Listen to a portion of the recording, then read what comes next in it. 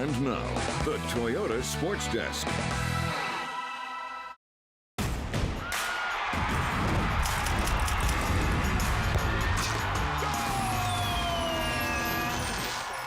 Welcome into Extra Time here on KION, bringing you all the latest information on Monterey Bay FC. Tonight, we're going to sit down one-on-one with the newest member of the Union, Tarik Scott.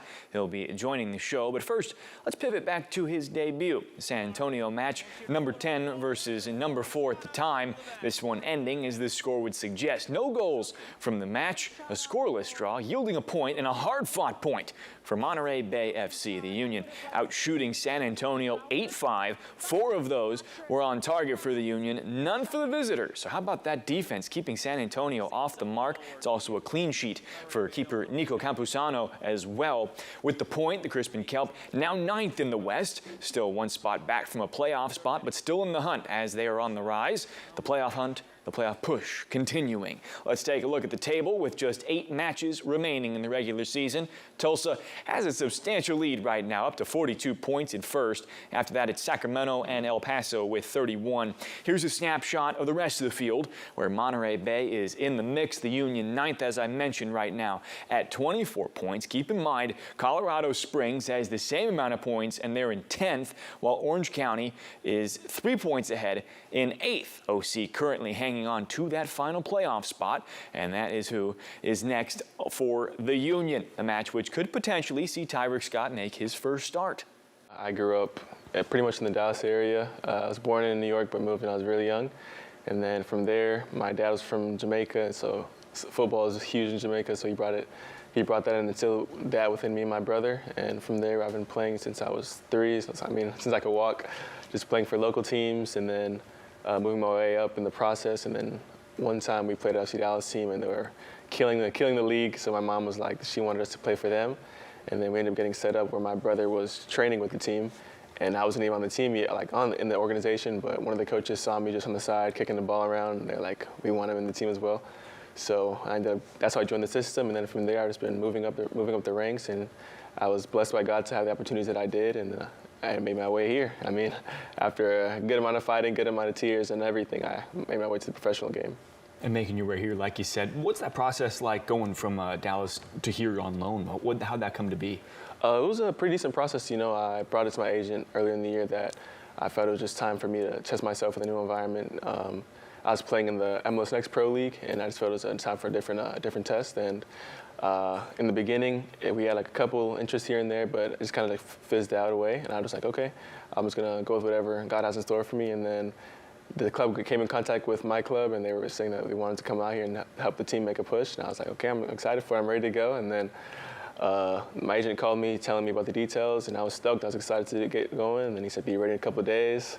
Got a second phone call, told me I was leaving out tomorrow, the next day. And then, so it happened all pretty quick, but I'm here and I'm excited.